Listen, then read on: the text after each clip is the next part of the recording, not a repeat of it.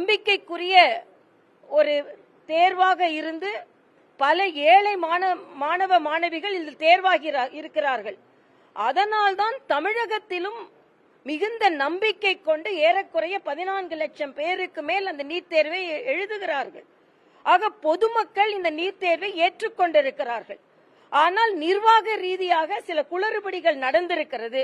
ஆனால் எப்படிப்பட்ட குளறுபடிகள் நடந்தாலும் கடுமையான நடவடிக்கை எடுக்கப்படும் என்று மத்திய கல்வி அமைச்சர் தெளிவாக சொல்லி இருக்கிறார்கள். ஆனால் இதை வைத்துக் கொண்டு மட்டுமே நீட் முற்றிலுமாக தேவையில்லை என்றோ, நீட்டை பற்றி ஏனென்றால் இது உச்ச நீதிமன்றத்தின் தீர்ப்பு, இது பல இடங்களில் மிகச் சிறப்பாக சாமானிய குடும்பத்தை சார்ந்த குழந்தைகள் தேர்வாகி வருவதற்கு இது மிகுந்த உதவியாக இருக்கிறது. அதனால் இதில் உள்ள நிர்வாக ரீதியான குளறுபடிகள் நிச்சயமாக களையப்படும், அதற்கு மத்திய அரசு உறுதி கூறியிருக்கிறது. ஆனால் இதை வைத்து மட்டுமே நீட்டே தேவையில்லை என்ற மறுபடியும் இவர்களான பிரச்சாரத்தை இவர்கள் முன்னெடுக்கிறார்கள். இதில் மாணவ செல்வங்களை இதை ஒத்துக்கொள்ள மாட்டார்கள். ஏனென்றால் தமிழகத்தில் இருந்து கூட பல பேர் அதில் பலனடைந்து வருகிறார்கள் என்பதுதான் உண்மை.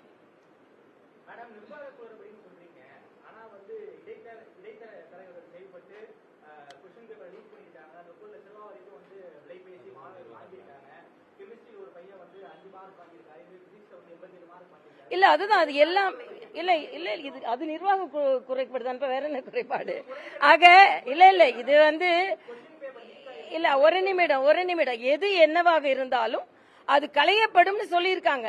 நீங்க பாத்தீங்கன்னா சில நேரங்கள்ல டிஎன்பிஎஸ்சி எக்ஸாம்ஸ்ல இத மாதிரி சில பிரச்சனைகள் பல மாநிலங்களில் வந்திருக்கிறது. ஆனா அந்த பரீட்சைகள் முறைப்படுத்தப்பட்டிருக்கிறதே தவிர முற்றிலுமாக நீக்கப்படவில்லை. ஏனென்றால் இது ஒரு நிமிஷம் தம்பி, நான் ஆர்குமெண்ட்டுக்கு வரலமா தம்பி. அதனால என்னை பொறுத்த மட்டில் இது எங்களோட நிலைப்பாடு மட்டும் இல்ல. நான் ஏற்கனவே சொல்றேன், தமிழக மாணவ மாணவிகள் எவ்வளவு நம்பிக்கையோடு லட்சக்கணக்கில் இந்த தேர்வை எழுதுகிறார்கள். லட்சக்கணக்கில் அவர்கள், ஏன்னா இதற்கு முன்னால நீங்க பாத்தீங்கன்னா அதற்கு பின் அவர்கள் இன்னைக்கு பயிற்சி மையங்களை வேண்டுமானால் கட்டுப்படுத்தலாம். இப்ப தமிழகத்துல நீட் தேர்வே ஒட்டுமொத்தமாக வேணாம் என்று சொல்வதற்கு பதிலாக மாணவர்களை பயிற்றுவிக்கலாம், மாணவர்களுக்கு பயிற்சி கொடுக்கலாம், அவர்கள் அந்த தனியார் மையங்களை கட்டுப்படுத்தலாம். அதுல நீங்க கவனம் செலுத்துங்க.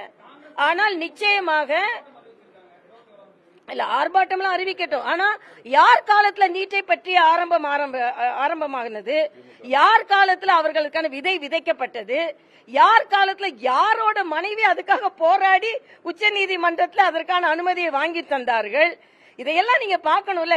அவங்களே தான் உச்ச நீதிமன்றத்திற்கு முன்னால் நின்று பேட்டி கொடுத்தாங்க. யார் நினைத்தாலும் நீட்டை தவிர்க்க முடியாது, ஏனென்றால் இது உச்ச நீதிமன்றத்தின் தீர்ப்பு. உச்ச நீதிமன்றம் இப்ப என்ன சொல்லி இருக்காங்க, இதுல உள்ள என்ன சின்ன பிரச்சனைகள் இருந்தாலும் அது முற்றிலுமாக களையப்பட வேண்டும் தான் உச்ச நீதிமன்றமும் சொல்லி இருக்கிறார்கள். ஆக நம்ம சட்டத்தையும் மதிக்க வேணும்.